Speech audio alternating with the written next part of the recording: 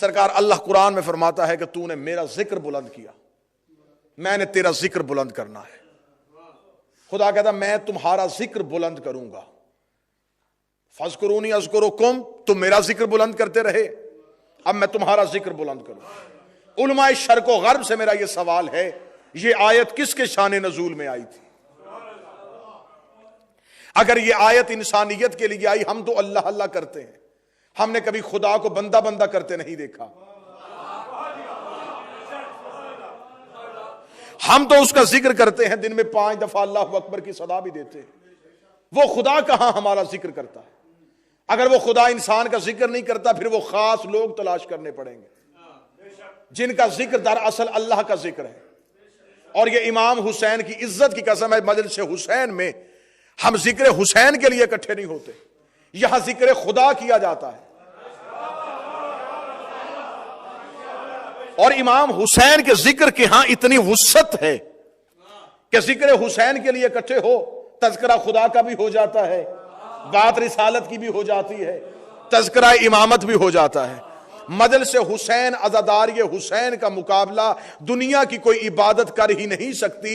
मैं मिंबर पे इतनी वजनी बात कह रहा हूं और मुझे यह भी पता है कि इस मिंबर का मनसब क्या है, इस मनसब का तकाजा क्या है, और मैं किस कौम के सामने गुफ्तगू कर रहा हूं। पूरी तमाम चीजों को मद्देनजर रखते हुए मैं मिंबर पे अलल अलान कह रहा हूं, किसी के कान पे मुंह दे के नहीं, माइक पे कह रहा हूं, मिंबर की बुलंदी पे कह रहा हूं कि अज़ादार ये हुसैन का मुकाबला दुनिया की कोई इबादत नहीं कर सकती। सबसे अफजल तरीन, वाजिब तरीन इबादत अल्लाह की नमाज है। वो पढ़ी भी अल्लाह के लिए जाती है, मुसल्ला भी अल्लाह के लिए बिछाया जाता है। वहां खुदा ने शर्तें रखी है, तेरा वजू ठीक होना चाहिए, तेरी नीयत बेहतर होनी चाहिए, तेरी किरात में गलती नहीं होनी चाहिए, तू रकू में भूलना नहीं चाहिए, सजदे में तेरा तसव्वुर कहीं नहीं जाना चाहिए। इतनी शर्तें लगा के खुदा ने अपनी इबादत के लिए बंदे को मुसल्ले पे खड़ा किया, और खुदा ने फिर भी वादा नहीं किया कि तू झुक जा मैं कबूल करूंगा। फरमाया तू पहले पढ़, फिर मैं देखूंगा खरी कितनी थी, खोटी कितनी थी, नीयत कितनी बेहतर थी, कितनी नहीं बेहतर थी। खुदा ने भी वादा नहीं किया। और पूरी आले मोहम्मद की सीरत उठा के देखो, कहीं भी 14 ने वादा नहीं किया तुम मुसल्ला बिछा, हम भी तेरे साथ खड़े हो जाएंगे, हम भी तेरे साथ आ जाएंगे। दुनिया मुकाबला करती है अज़ाए हुसैन का, वही 14 ने यही वादा किया तू सफे अज़ा बिछा, कोई आए ना आए हम 14 जरूर।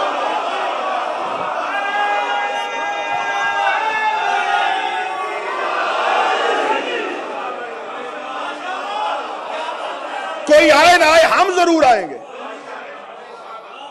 इसीलिए मासूम का फरमान है कि मुश्किल दुआ मजलिस हुसैन में मांगो। मजलिस हुसैन में आपको दुआ के लिए कहा जाए, अक्सर बंदों को मैंने आमीन कहते हुए नहीं देखा। वो ये समझते हैं शायद खतीब या जाकर रस्मन दुआ करवा रहे हैं। मुश्किल से मुश्किल दुआ मजलिस हुसैन में मांगो, क्योंकि यहां सिर्फ तुम नहीं बैठे। अब मुझे नहीं पता कितने हाथ उठेंगे, दुआ तुम करते हो, आमीन ज़हरा कहती है।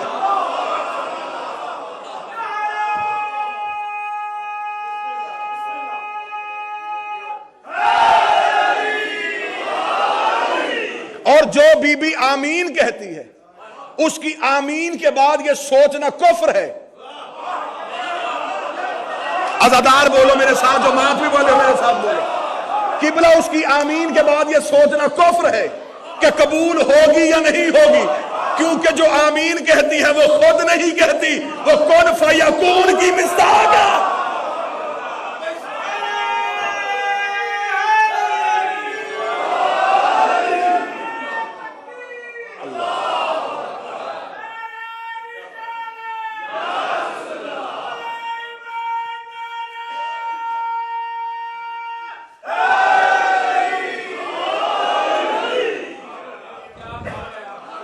और जो आमीन कहती है उसकी आमीन के बाद तौहीद भी नहीं सोचती। जब सतर का लहू हो जाए फिर पढ़ने का लुत्फ नहीं आता। जब वो आमीन कह दे उसके बाद खुदा के यहां तसव्वुर नहीं, क्योंकि ये कुन फयकून की मिस्ताक है। कुन हो जा और फयकून हो जाता है।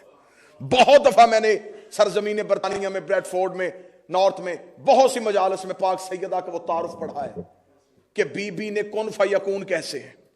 कि बीबी ने कहा था कि कपड़े दर्जी के पास हैं, और जबरील दरवाजे पे आके कहता अना खयातल हसनैन, अंदर खड़ी थी सैयदों की कनीज। जबरील ने कहा मैं दर्जी हूं। बीबी फिजा ने कहा कौन? मैं दर्जी हूं। कौन? 7 दफा फिजा ने पूछा है, 7 दफा जबरील ने बताया है। मैं मिसाल दे देता हूं, मैं किसी दरवाजे पे जाऊं, मैं डॉक्टर साहब के घर जाऊं, दरवाजे पे दस्तक दूं, अंदर से डॉक्टर साहब पूछे कौन, मैं कहूं जी आसिफ अलवी। कौन? जी जाकर आसिफ अलवी। फिर आवाज है कौन? जिसने आपके पास अशरा पड़ा था वो। ऐसा ही है ना, वो जितनी वजाहत मांगते जाएंगे मैं तारुफ बदलता जाऊंगा, बार बार तारुफ बदलूंगा। शायद इन्हें ये नाम जहन में नहीं आ रहा, इस तरह तारुफ करवाऊं, इस तरह तारुफ करवाऊं। जब बीबी फिजा ने पूछा कौन, जबरील बदल देता। अब मुझे नहीं पता कितने हाथ उठेंगे कितने चुप रहेंगे। जब बीबी ने कहा था कौन, जबरील ने पहली दफा कहा था दर्जी। बीबी ने पूछा कौन, कहता सैयदुल मलाइका। बीबी फिर पूछती कौन, कहता बीबी जबरील हो। कौन है? अमीन वही हो। जबरील बार बार कहता रहा दर्जी हो, दर्जी हो, दर्जी हो, दर्जी हो। जबरील तू तारफ क्यों नहीं बदल रहा? उसे कहा मुझे खबर है फिजा मेरी मार्फत का इम्तिहान ले रही है, मैं और तारफ क्यों करवाऊं? जो अंदर बैठी उसने कहा दर्जी है।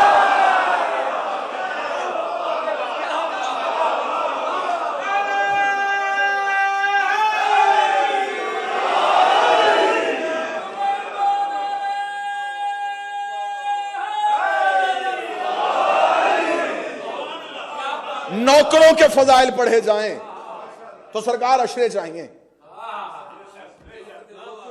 कि जिनके आदम का इम्तिहान हुआ था मलाइका के साथ, आज मलाइका का इम्तिहान हो रहा है, फिजा ले रही है। गलत तारफ करवाया गया मिंबर से, मुझे माफ कीजिएगा, मैं इमाम हुसैन का अदना सा नौकर हूं, किसी कनीज ही का नाम नहीं था। यह कह के बच्चों के जहन में बीबी की इज्जत को कम ना करो। नौकरी करती थी तो उस दहलीज की इज्जत की वजह से, वरना हर नौकरानी मां नहीं होती।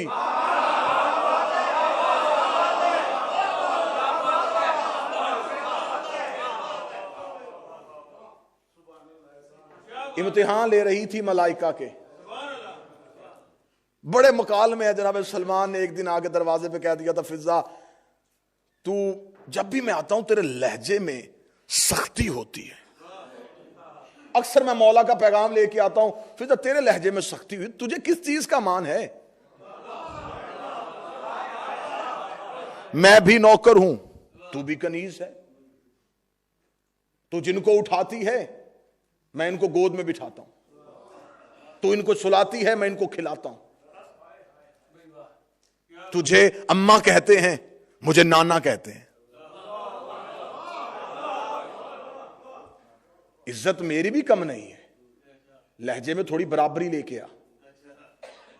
एक सतर मेरा जी चाहता मैं अपने कफन पे लिखवाऊं बीबी की। किबला कितना खूबसूरत जुमला कहा मेरी बीबी ने। बीबी ने कहा सलमान कितना तारुफ बढ़ाता जाएगा, तू शाम तक मेरे साथ मुबाहत करता रहे, फख्र करता रहे कि तेरे पास ये आजाद है, मैं बताऊं मेरे पास ये आजाद है, तेरे पास वो आजाद है, मेरे पास वो आजाद है। एक जगह पे आके सलमान तू झुक जाएगा, तुझे सजदा करना पड़ेगा कि फिजा यहां आके तेरा तारुफ बढ़ गया है।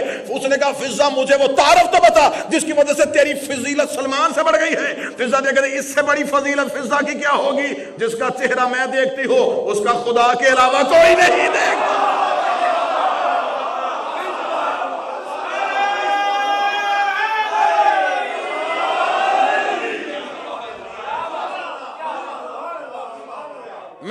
मैं रोजाना मेराज करती हूं।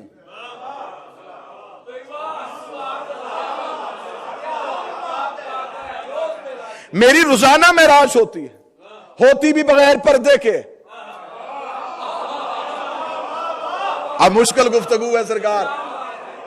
जमाले तौहीद का नाम है सैयदा। यह मजलिस हुसैन है तो यह मजलिस हुसैन इस आजादारी का वादा किया है अल्लाह ने। बका की जिम्मेदारी भी अल्लाह की है। कोई शिया यह ना समझा करे कि हमारी वजह से आजादारी है। हमारी वजह से आजादारी नहीं, हम आजादारी की वजह से।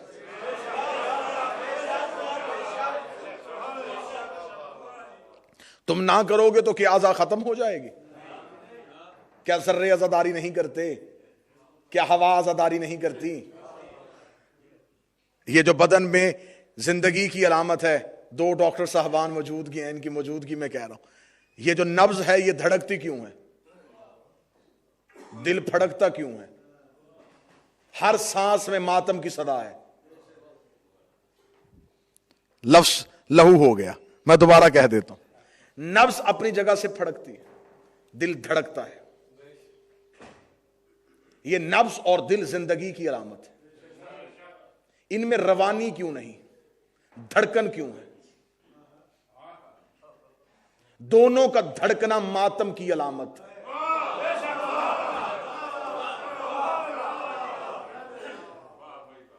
और ये इमाम हुसैन के जिक्र का फैज है। रायत ना कीजिएगा कि आपके साथ एक ताल्लुक है, बिल्कुल रायती नंबर लेके पास होने का मैं हकदार नहीं।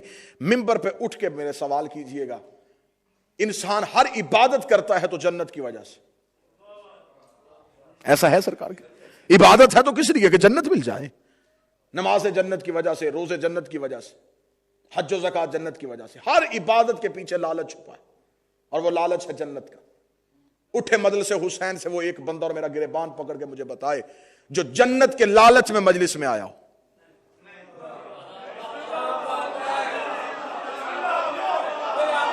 जय सरकार।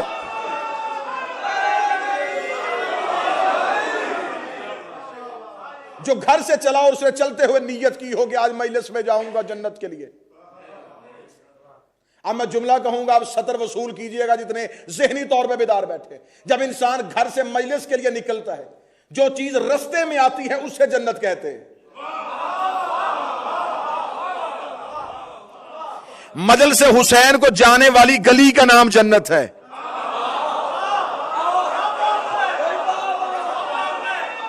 बिस्मिल्लाह सरकार। अदन रास्ता है, अदन रास्ता है मजलिस हुसैन का। जन्नत वो दरवाजा है जहां से मजलिस की गली खुलती है। वो पाक पतन में है ना बहिश्ती दरवाजा। नालायक मुरीद पीर की बात भूल गए। बाबा फरीदुद्दीन गंजशकर का वजीफा क्या था? मजलिस हुसैन करवाता था। दरवाजे पे बैठ के गली में जाते हुए लोगों से कहता, आओ जन्नत का दर खुला है। लोगों ने दर याद रखा, जिक्र भूल गए। दर याद रहा, जिक्र भूल गए। दर याद रहा और जिक्र को भुला दिया। सरकार मजलिस हुसैन में कोई भी बगैर जन्नत के लालच में नहीं आता। चलो मैं अगली दलील दे देता हूं, जो अभी तक खामोश बैठे हैं उनके लिए जुमला कहूंगा। नमाज पढ़ते हो, कोई आबद कोई जाहिद मुझे तसव्वुर के बगैर नमाज पढ़ के दिखाए।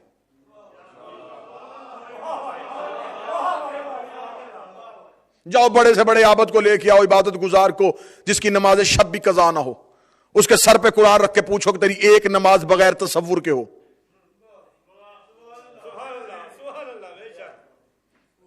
दौरान इबादत शैतान का हमला होता है कि इसके देहन दिमाग को हटाऊं इबादत से। जो तसव्वुर सारा दिन नहीं आता वो इबादत में आ जाएगा। ऐसा है या नहीं है सरकार? मैं गलत तो नहीं कह रहा। हर तसव्वुर ज़हन में आएगा। नमाज के बाद जो करना है वो भी सोच लो, जो पहले हो चुका, जिसके देने हैं, जिससे लेने हैं। हमारा फैसलाबाद है शेखों का शहर, शेख जी, और सारे ही शेख वहां पे इबादत गुजार बड़े हैं। शिया नहीं बात कर रहा, दूसरी मसले राजा जी वो बड़े इबादत गुजार है। तो मैंने एक शेख साहब से पूछा, मैंने कहा यार आपको मैंने देखा है लाखों करोड़ों का आपका कारोबार है, दुकान बंद करके फौरन इबादत में चले जाते हैं। यार बड़ी चीज अच्छी है, नमाज नहीं आप कज़ा करते। उस वक्त सरकार नमाज वाली वह जगह है जिसपे हम हिसाब भी कर लेते हैं, इबादत भी कर लेते हैं। यकीन कीजिए। अब ये सरकार इबादत नहीं, ये तिजारत है। लालच भी छुपा है, तसव्वुरात भी घेरे हुए हैं, और इंसान सिर्फ एक अदा करने की नीयत से कि हो जाए, यह है इबादत की। अब मैं फिर अकली दलील देने लगा हूं। मजलिस से उठे, मजमे में चैलेंज कर रहा हूं, बंदा उठे और मुझे रोके, मुझे कोई इबादत तसव्वुर के बगैर दिखाओ। नहीं होती तू मजलिस हुसैन में बैठ के मुझे दुनिया की सोच सोच के दिखा।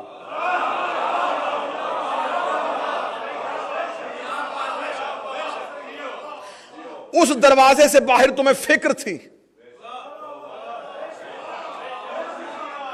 ये करना है, ये खौफ, खतरा, डर, परेशानी, उस दहलीज से बाहर तू अंदर आके सफे हुसैन पे बैठ गया।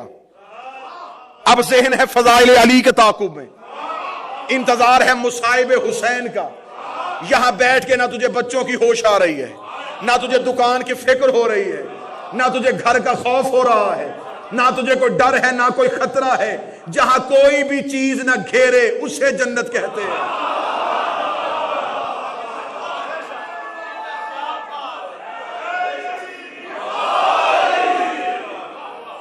यहां तसव्वुरात कैसे घेरेंगे?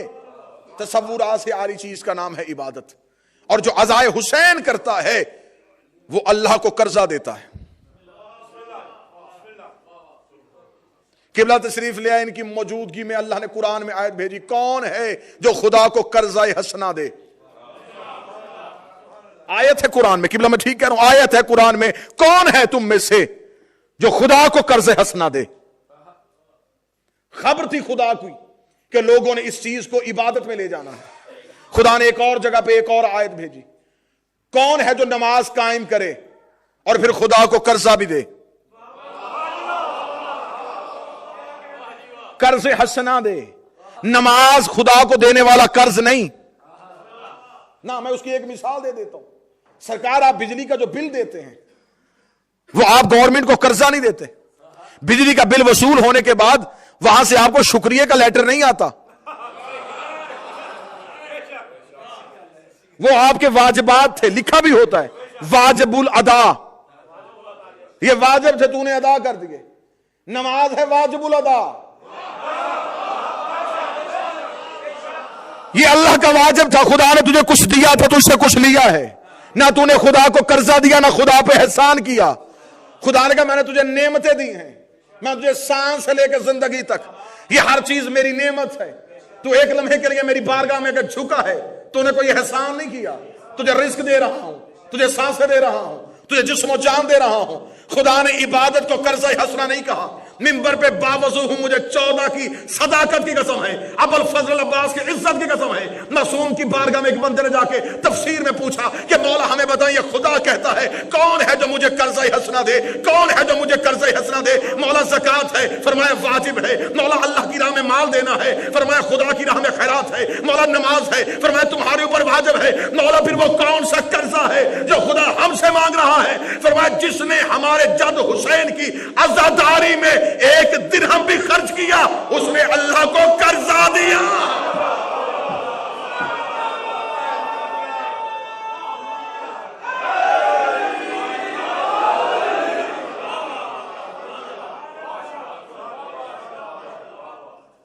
क्योंकि खुदा ने वादा किया था कि तूने मेरा जिक्र बुलंद किया, मैंने तेरा जिक्र बुलंद करना है। ये जो हल्के हुसैन से कुरान की तिलावत हो रही थी, आवाज बनती है फेफड़ों से, मुंह से जाहिर होती है। जहां से आवाज निकलती है हुसैन की, वो चीज करबला में थी।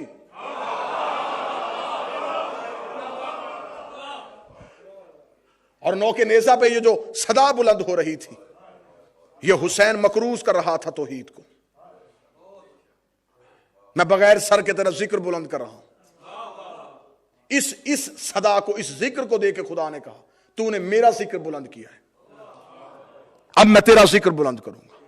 ये अज़ादार, ये इमाम हुसैन दर हकीकत वो कर्जा है तौहीद का जो अल्लाह मोमन के जरिए से अदा करता।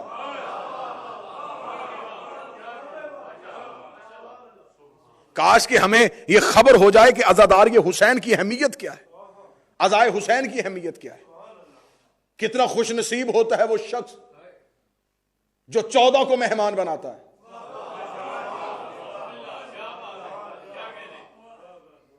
वो और किसी इबादत में शरीक नहीं, अज़ादार ये हुसैन में शरीक है।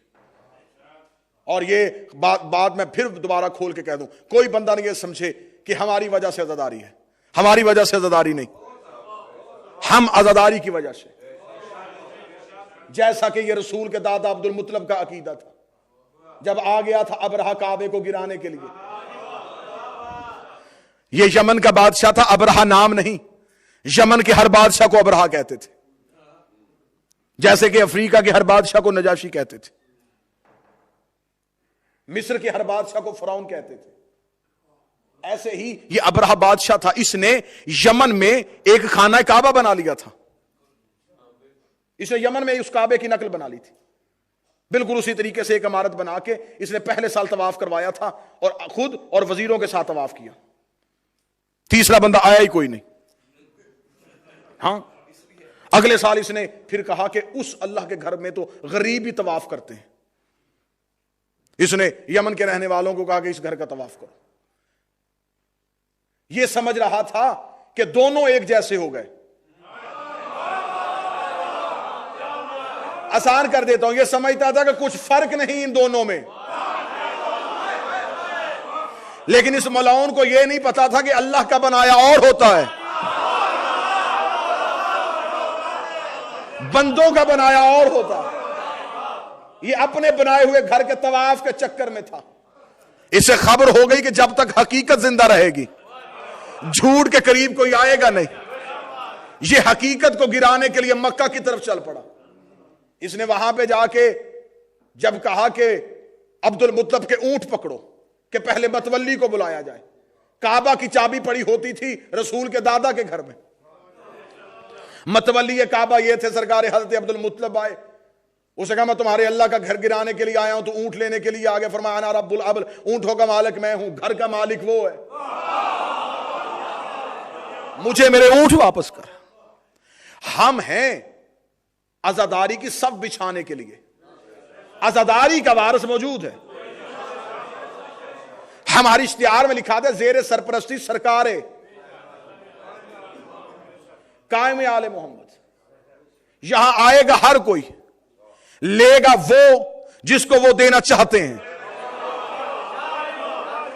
और इन्हें इसके घर में शर्त एक है, यहां मानने के लिए अमीर होना शर्त नहीं, बहुत बड़ा इबादत गुजार होना शर्त नहीं, यहां अकीदे की शर्तें हैं, यहां मार्फत की शर्तें हैं।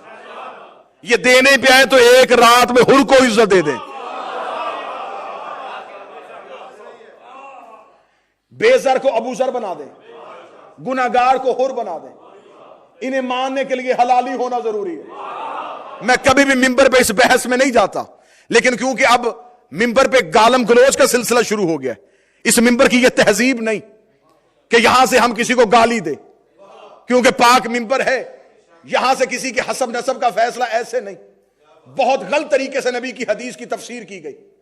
यह हदीस मौजूद है और बिल्कुल सनद के साथ मौजूद है कि ऐ अली तुझसे मोहब्बत वो करेगा जो हलाली होगा, तुझसे दुश्मनी वो करेगा जो हरामी होगा। दरअसल हमारे यहां इस मियार को समझा नहीं गया। मैं वजाहत करना चाहूंगा सरकार, क्योंकि यह अकीदा बहुत जरूरी है। किबला इसकी वजाहत बड़े गलत अंदाज से हो रही है। जब मिंबर से ये जुमले कहे जाते हैं तो हमसे सवाल होता है कि क्या ये गाली नहीं? अगर ये गाली है तो मिंबर पे क्यों? ये रसूल की तहजीब तो नहीं। अगर तहजीब रसूल नहीं, फिर रसूल ने कहा क्यों था? वजह क्या है? तीन चीजें होती हैं, एक है जिस्म, एक है रूह, एक है नफ्स। जिस्म, रूह, नफ्स। आज कोई ईसाई सी इमाम बारगाह में आए, वो कहे जी मैं मुसलमान होना चाहता हूं, मैं उसे ये नहीं कहूंगा कि पहले गुस्ल कर, उसे फौरन कलमा पढ़ाया जाएगा। थोड़ी देर पहले वो काफिर था, कलमा पढ़ा, पाक हो गया। सिर्फ उसने जुबान से इकरार किया ला इलाहा इल्लल्लाह, जिस्म पाक। ठीक है सर, मोहम्मद रसूलुल्लाह पढ़ा, रूह पाक।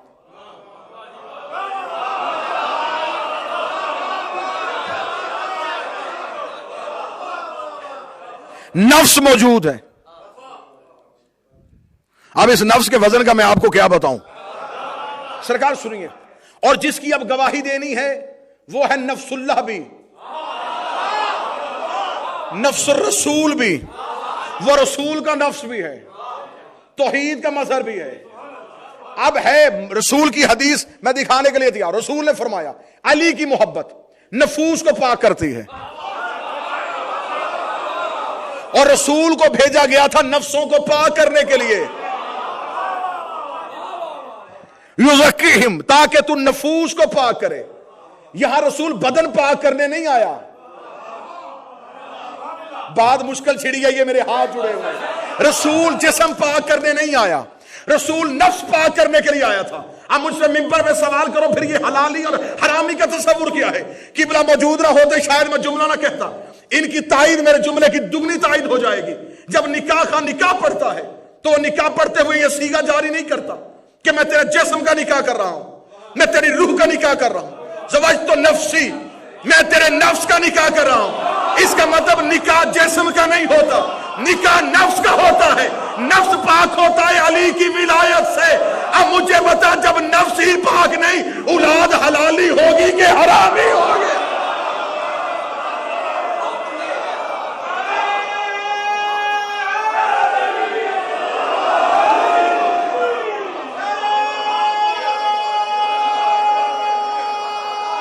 सरकार बिस्मिल्लाह।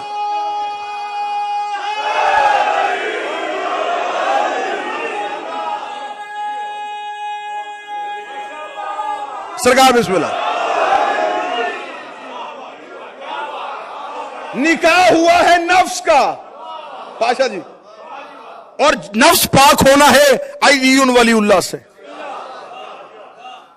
अब जब नफ्स ही पाक नहीं, अगला जुमला मैं कहूंगा तुम्हारा अकीदा झूम के जाकर नजफ की दहलीज को चूमेगा। मौत जिस्म को नहीं आती,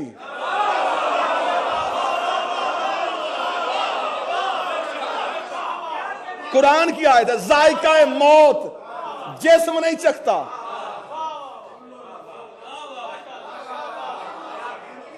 नफ्स चखता है। फिर नफ्स चखने के बाद फैसला करता है कि रूह पाक है या बद है। हर रूह नेक नहीं होती, रूहें बद भी होती हैं, नेक भी होती हैं, बद भी होती हैं, और नफ्स पाक होगा अलीयुन वलीउल्लाह से।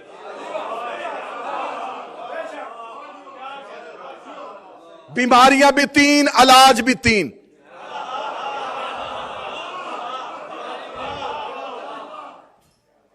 जो अभी तक परेशान बैठे हम, शिर्क, कुफ्र, निफाक, शिर्क बीमारी, कुफ्र, ये बीमारियां वो हैं जो रूह को लगती हैं। बदन को लगती तो डॉक्टर साहब इलाज कर देते।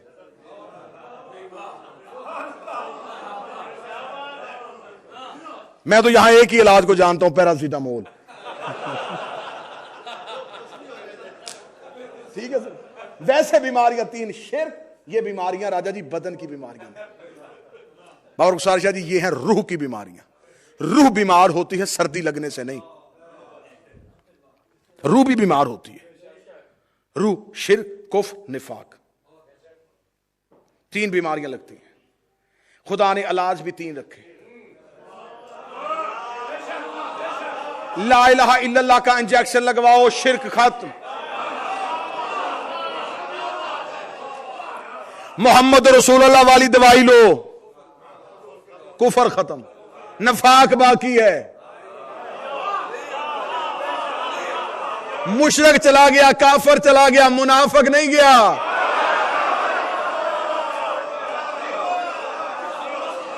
खतरा काफरों से नहीं, मुनाफिकों से है। मुनाफिकत सीनों में छुप जाती है। शिर्क जाहिर करना पड़ता है, कुफ्र जाहिर करना पड़ता है, मुनाफिकत सीने में छुपी रहती है। और कुरान में पूरी सूरत भेजी है अल्लाह ने। मुनाफिकून जमा का सीगा, इतलाक कम अज कम 3 पे।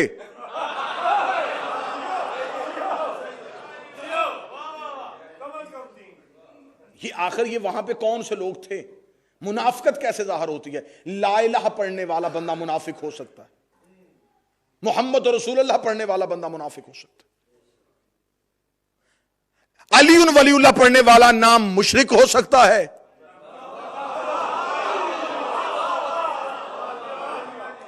ना काफिर हो सकता है। दीन की पहली क्लास का नाम अलीउन वलीउल्लाह नहीं, आखिरी क्लास का नाम अलीउन वलीउल्लाह। मक्का में ला इलाहा इल्लल्लाह, मदीना में मोहम्मद रसूलुल्लाह, जब सब कुछ हो गया,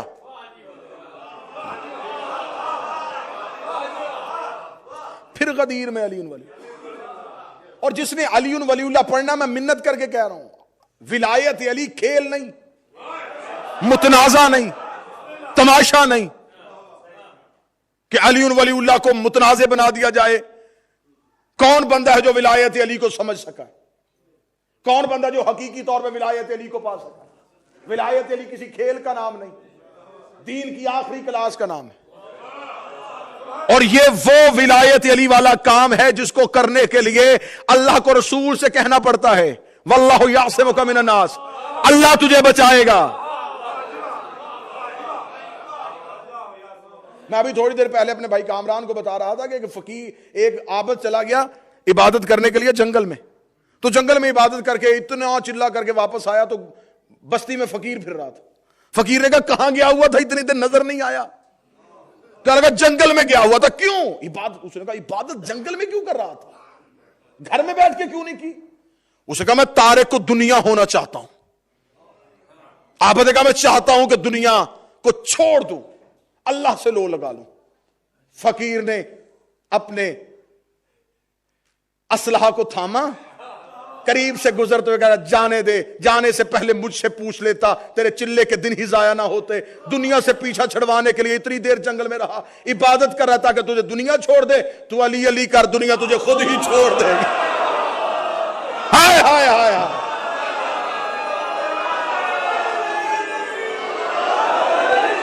तू अली अली कर,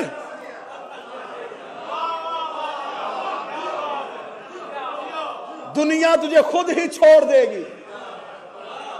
कोई बंदा इस गलत फहमी में ना रहे कि मैं दुनिया भी रखूं और अली भी रखूं। अली रखना है तो फिर दुश्मनी के लिए तैयार हो जाओ। हुजरे में बैठ के छुप के अली मानने का कोई फायदा नहीं। कोई ना समझे कि हुकूमत 12वें की हो जाएगी, फिर हम अली अली करेंगे, फिर मजलिसें होंगी, फिर मातम होगा, क्या लुत्फ आएगा। मजा इसी जिंदगी का है, हुकूमत यजीद की हो, राज हुसैन का हो।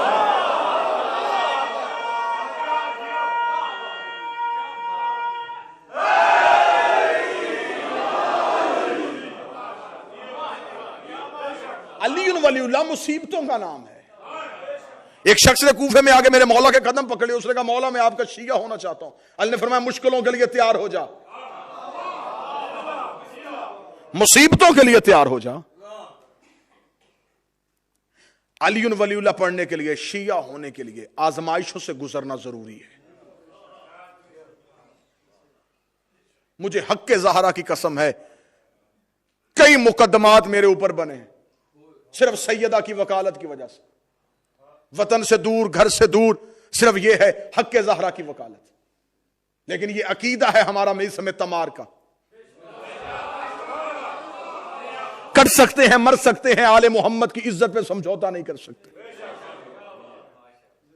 मुझे यह फख्र हासिल है कि मैं 7 दफा पाकिस्तान की अदालतों में जाके बोला हूं, तो मैं पूरी जिंदगी बीबी का यह एहसान नहीं भूल सकता। मैं अदालत में बोला हूं तो मोहम्मद की बेटी के लिए बोला हूं, हक के ज़हरा को मनवाने के लिए बोले। और ये ऐलान था, ऐलान है और मरते दम तक ऐलान रहेगा कि पाक सैयदा के दुश्मन की हम इज्जत नहीं कर सकते। मसलहत की जिंदगी हमसे गुजारी नहीं जाती। साहब क्या करें, हमसे ये होता ही नहीं कि खाएं उनका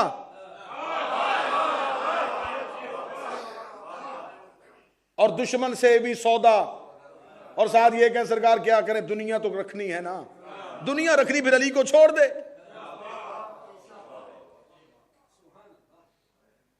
तेरे नाम मानने से भी अली अली है,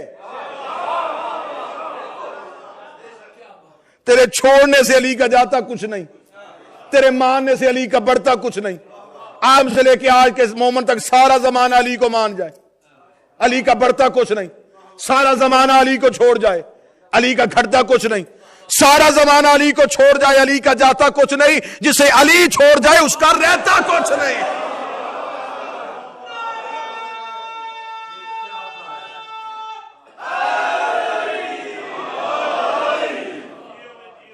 क्या हमारे इस्लाफ ने हमें ये तरीके नहीं दिए? बैठा हुआ था सीढ़ियों पे जेरे जमीन अली का एक नौकर, अबू उबैदा का बेटा, नाम जिसका मुख्तार था। 300 सिपाही अकेला मुख्तार लेने के लिए गए। जो लेने के लिए गए उनके हाथों में तलवार, जिसे लेने के लिए उसके हाथ में जेवर। कड़ियों में जकड़ा हुआ अली का नौकर बाहर आया। 17 सीढ़ियां जेरे जमीन बाहर आके सूरज पे निगाह पड़ी, या अली मदद कह के सलाम किया। उधर से वक्त के इब्ने ज़ियाद ने दरबार में ऐलान कर दिया था कि आज इतनी मुद्दत के बाद एक अली का नौकर आ रहा है, जब वो दरबार में पहुंचेगा तो 1300 बंदा कुर्सियों में बैठा है, ना तुमने कुर्सी छोड़नी है, ना तुमने उठना है, ना तुमने सलाम करना है, अपनी अपनी बातों में मगर रहना है, ताकि जब ये दरबार में आए इसे पता चल जाए कि दुनिया में अब अली वाले खत्म हो गए, ये इतना अरसा कैद खाने में रहा है, इसे पता चल जाए मंजर बदल गया है, जमाना तब्दील हो गया है, अब अली की मोहब्बत जुर्म बन चुकी है, अब अली वलीउल्लाह नाफिज नहीं है, ये अली को छोड़ देगा, ये अली से मोहब्बत करनी छोड़ देगा। इधर ये हुकूमत ने दरबार में ये कानून पास कर दिया, उधर से अली का नौकर जिंदान से निकल के दरबार की तरफ चला। दरबार की तरफ चलते हुए अपनी कड़ियों की छन छन से मवद्दत अली के तराने गुनता हुआ मुख्तार आगे बढ़ रहा था। मुख्तार का पहला कदम दरबार में आया, मुख्तार की जुल्फे हवा में उड़ रही थी, आंखें जलाल की वजह से सुर्ख थी। मुख्तार का पहला कदम दरबार में आया, मुझे इज्जत अब्बास की कसम है, ना मुख्तार ने इधर की कुर्सियों वाले देखे, ना उधर की कुर्सियों वाले देखे। मुख्तार की सीधी निगाह तख्त पे थी। मुख्तार का पहला कदम दरबार में आना था।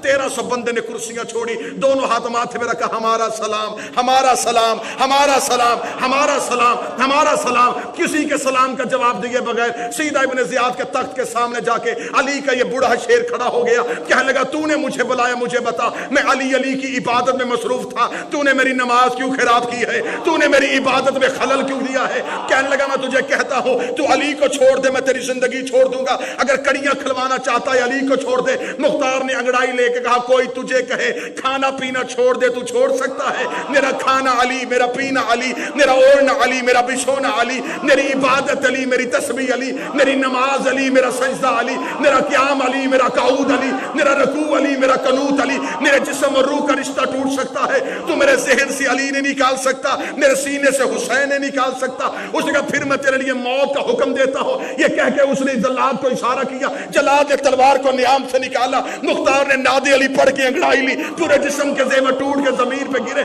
जेवरों का जमीन पे गिरना था। 1300 बंदे ने दरबार छोड़ दिया। मुख्तार तख्त के सामने आके जल्लाद के हाथ से तलवार खींची, इब्ने ज़ियाद की गर्दन पे रखेगा, तू मेरे लिए मौत का हुक्म देता है? मैं अभी बच्चा था, कल की खबरें देने वाले अली ने, नबूवत के वारिस अली ने, शरीयत के वारिस अली ने, हसनैन के बाबे अली ने, काबे के मालिक अली ने मुझे अपनी गोद में बिठाया था, मेरे माथे का बोसा लेके कहा था, एक वक्त आएगा तू तख्त पे हुकूमत करके 1,46,000 मेरा दुश्मन मारेगा। मैंने तेरे जैसा कुत्ता एक नहीं मारा, मुझे मौत कैसे आ गई?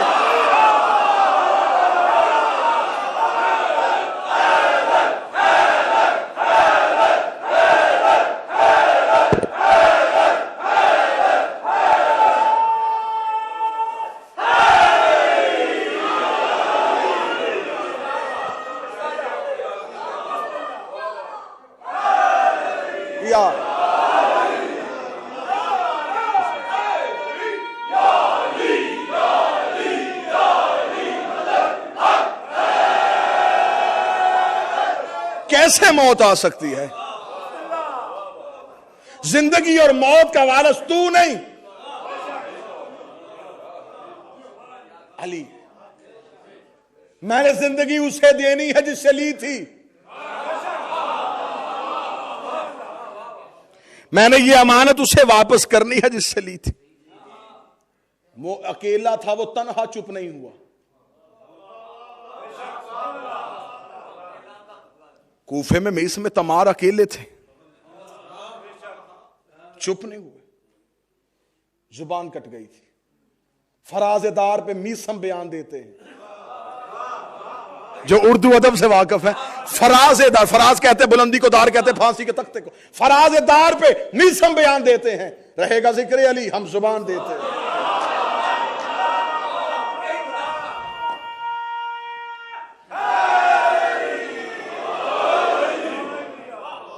चलते चलते इस नौकर की वाकया भी बता देते। बुलाया था जब अली के इस बूढ़े नौकर को। अली की मोहब्बत बूढ़ों को जवान करती है, अली का बुग़्ज़ जवानों को बूढ़ा कर देता है।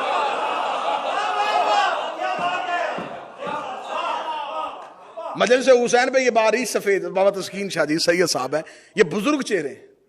डॉक्टर साहब तो वैसे बुजुर्ग हो गए हैं, वैसे जवान है कि बुजुर्ग मजलिस हुसैन में ज्यादा बोलते हैं। ऐसा है ना सरकार, एक जोश, एक वलवला। मोहसने दो जहां की मजलिस में सुलमान मोहम्मदी की निशानी देखी। जोशे विला से लिया अली का नाम, हमने शियों के ज़ईफों की जवानी देखी।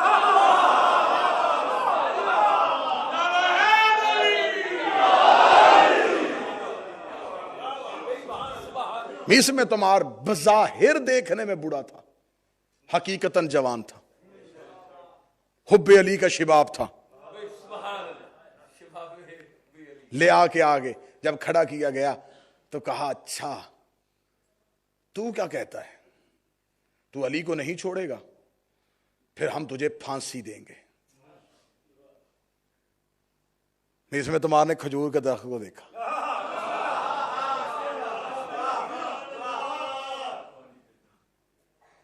कहने लगा इसे तो मैं जवान कर रहा था।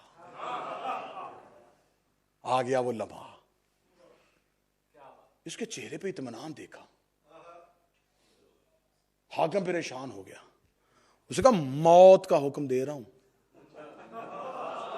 अब जुमला सुनिएगा जिससे अंदर तक ठंडक पहुंचे, कलेजा ठंडा हो, फिर चेहरे पे मुस्कुराहट आए। मुझे पता चल जाएगा यहां पे अंदर तक बात गई है। चेहरे से पता चल जाएगा फूल है कि धूल है, कट पड़ा है या ठंडक हुई है। चेहरा खिल जाएगा, मुझे खबर हो जाएगी। कहने लगा मौत दे रहा हूं। इसमें तुम्हारा बूढ़ा साहबी मुस्कुरा गया था, जिसे तुम मौत कहता है मैं उसे मुलाकात कहता हूं। हाय हाय हाय,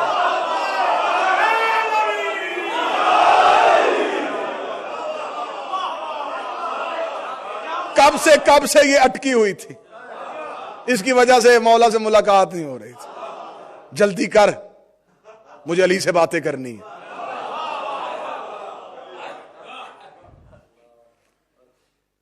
कहने लगा तुझे इतना यकीन क्यों है? उसने कहा मुझे मेरे मौला ने कह दिया था। ये खजूर पता किसने लगाई है? मैंने लगाई। इसे मैं रोज पानी देता हूं, ये मैंने जवान की है। मुझे मेरे मौला ने कहा खजूर के साथ तुझे फांसी लटकाया जाए। अब सारे नौकरों ने, जो जितने उसके गुलाम खड़े थे, उसने कहा अच्छा तो इसका मतलब जो अली ने कहा वो सच हो गया। हाकिम परेशान हो गया, उसने कहा ठीक है हम सजा बदल देते हैं। लो जी सजा तब्दील, फांसी नहीं गर्दन काटो। जब कहा ना गर्दन काटे, मिस में तो हम मुस्कुरा कर, ये भी तेरी गलत फहमी, तू गर्दन नहीं पहले जुबान काटेगा।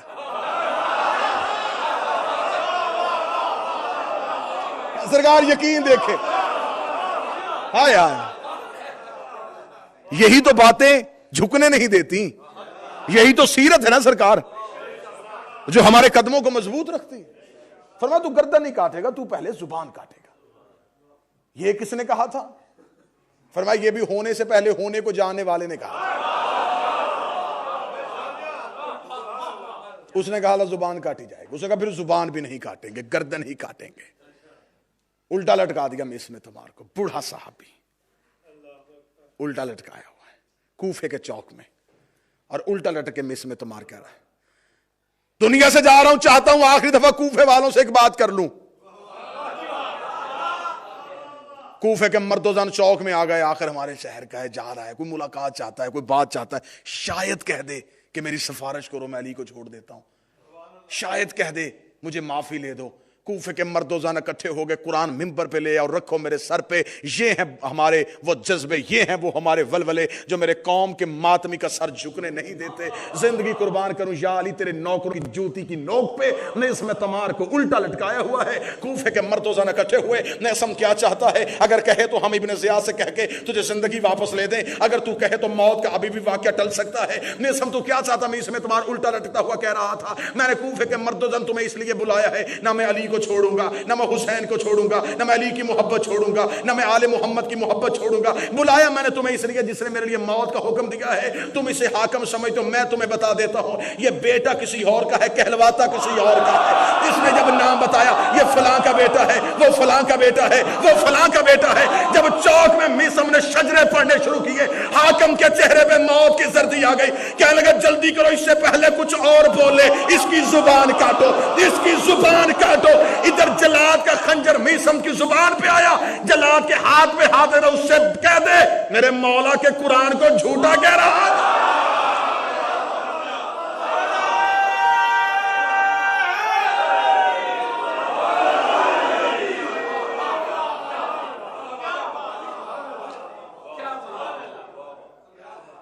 बस हमेशा जिंदगी में याद रखना, दो चीजों पे समझौता नहीं, विलाए अली पे और रज़ाए हुसैन पे।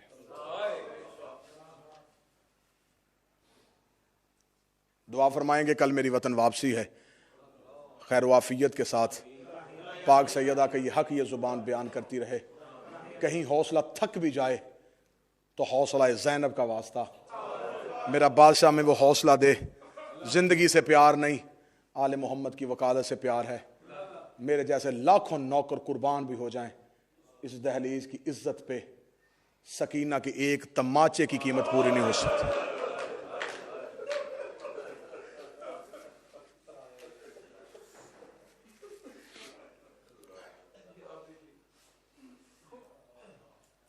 शहादत हुसैन के सिलसिले में यह मजलिस है। बहाने तलाश किया करो हुसैन की आज़ादारी के। मैं मिन्नत करता हूं, मैं मेहमान हूं, जितना मजमा बैठा है मैं एक एक चेहरे से जाती वाकफियत है मेरी, कोई अजनबियत का रिश्ता मेरा तुम्हारा नहीं। हर एक के साथ मेरा एक ताल्लुक है, भाई बन के, बेटा बन के, दोस्त बन के, मेहमान बन के, हुसैन का जाकर बन के मिन्नत करता हूं। हुसैन की आज़ादारी पे कभी रुकावट नहीं। बहाने तलाश करो, बहाने तलाश करने का हुनर हमें हुसैन ने दिया है। इसलिए हुसैन ने कहा था जब कभी ठंडा पानी पीना, मेरी प्यास को याद कर ले। बाबा वैद शाह जी, मुझे मौला की कसम, आखिरी जो बाबा रुखसार शाह जी मौला हुसैन की गुफ्तगू है ना, इसका रावी हुसैन का कातिल है। आखिरी गुफ्तगू का रावी कातिल हुसैन है। जब ये मलाउन गया था ना कमीने के दरबार में, उस मलाउन ने कहा, हुसैन ने आखिरी लम्हे कोई बात की, तू सर काट रहा था, आखिरी टाइम उसने कहा था कि मैं बैत कर लेता हूं, उसने कहा था कि मैं वतन वापस चला जाता हूं। उसने शिमर को करीब बुला के कहा, आखिरी जब लब हिले थे क्या कह रहा था? हुसैन के कातिल ने कहा, मैं गर्दन पे सवार था, मैं ज़रबे मार रहा था, गरीब के लब हिल रहे थे, मैंने कान करीब किया, आंखों में उसके आंसू थे, रो के कह रहा था मेरे शियो हुसैन को याद रखना।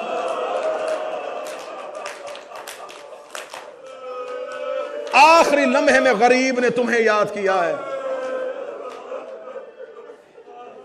कितना प्यार है हुसैन को अपने शियों से। तो जिनसे मोहब्बत हो फिर बहाने तलाश किया करो। मैं मिन्नत करके कहता हूं, खुदा का वास्ता, तुम्हें हुसैन की इज्जत का वास्ता, हुसैन ये तमाशा नहीं, मातमे हुसैन खेल नहीं, इसकी इब्तदा ज़ैनब ने रखी है,